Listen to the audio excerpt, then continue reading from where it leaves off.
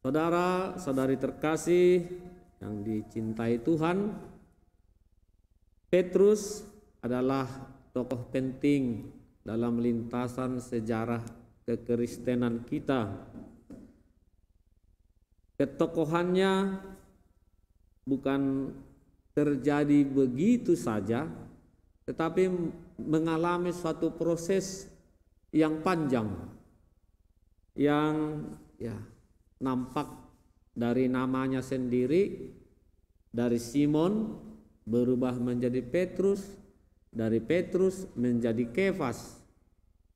Nama itu menunjukkan identitas Petrus dari seorang manusia biasa menjadi manusia yang dipilih dan dipanggil Tuhan untuk mewartakan kerajaan Allah. Nah, siapakah Petrus ini? Petrus, dari kutipan kitab suci sebelumnya, dia adalah seorang nelayan yang bukan, atau orang yang tidak terpelajar. Dia bukan seorang pejabat atau pegawai penting, tapi dia adalah seorang nelayan yang sederhana, yang hidup makan rezeki dari hasil jerih payahnya. Karakter dari Petrus sesuai dengan juga pekerjaan atau profesinya. Seorang nelayan adalah seorang yang bisa dikatakan pekerjaan yang kasar, yang berantakan, yang bisa dikatakan juga orang yang meledak-ledak emosinya.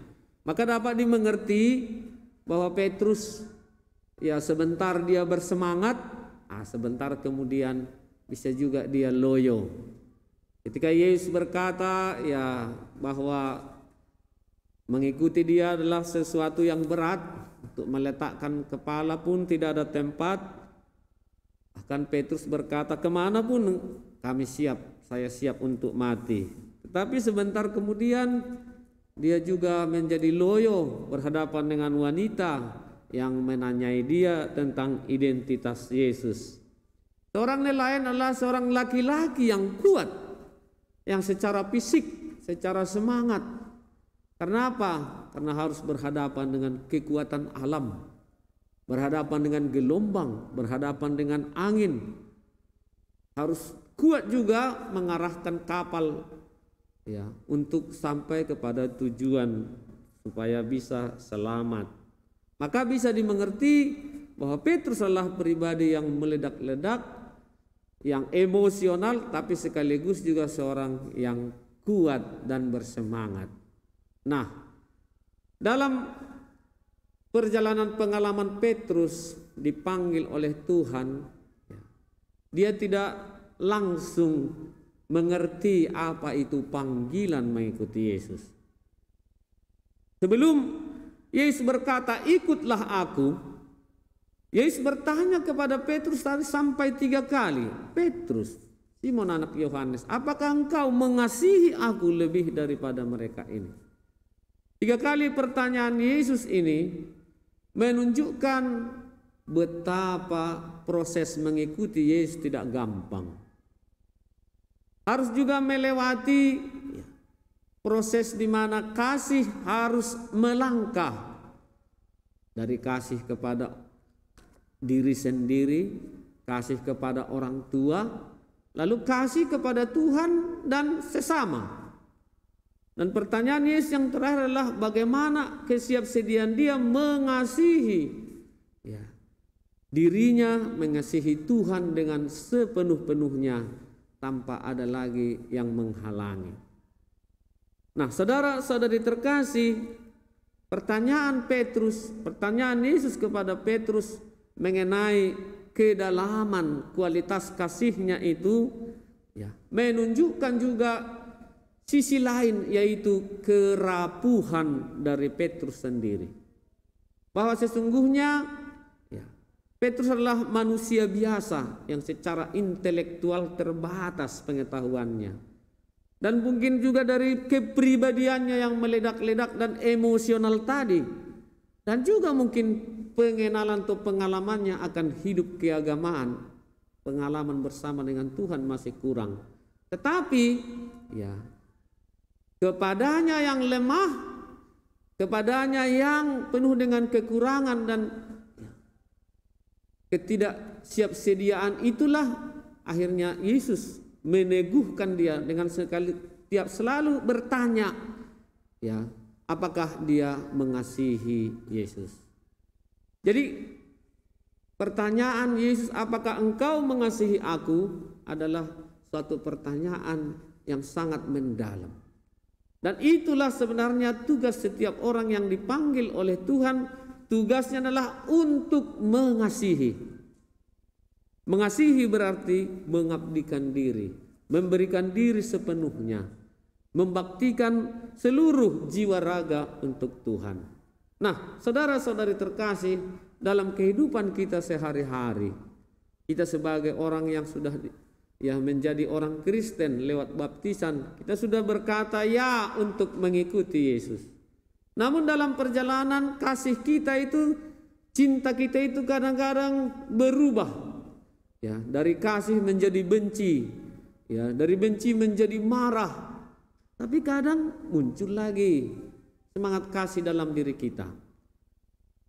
Yesus senantiasa mengharapkan kita mencintai Dia sepenuhnya, dan cinta yang diharapkannya adalah cinta yang membantu, menolong dia untuk memajukan kehidupan dunia, untuk memperbaiki situasi masyarakat, memberikan kekuatan kepada yang lemah lesu, yang tidak punya semangat, putus asa, dengan kata menggembalakan domba-domba. Jadi kita semua dipanggil menjadi gembala seperti Yesus sendiri sebagai gembala yang baik bagi kita. Dalam kelemahan, kekurangan, keterbatasan kita bisa berbuat sesuatu untuk menciptakan dunia yang lebih baik. Pengalaman Paulus dalam bacaan pertama tadi menjadi contoh.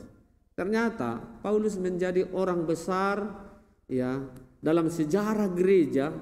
Dua soko guru bersama dengan Santo Petrus tidak juga suatu pengalaman yang gampang.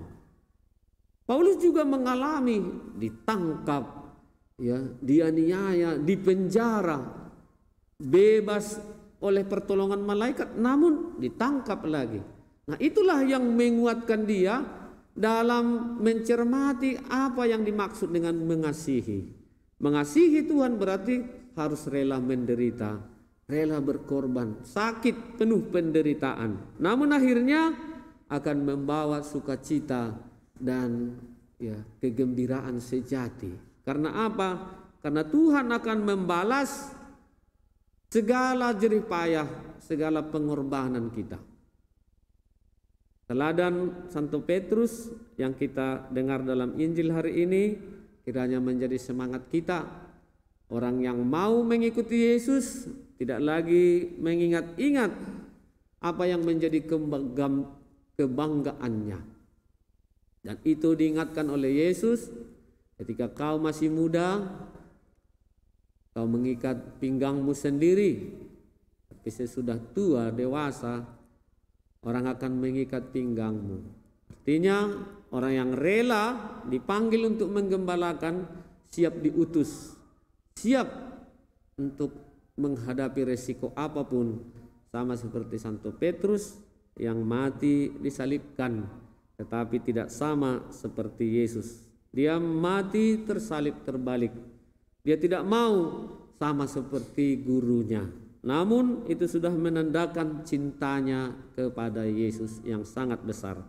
Mudah-mudahan semangat yang sama selalu hadir dalam diri kita, dalam perjuangan kita, terutama di masa-masa sulit sekarang ini.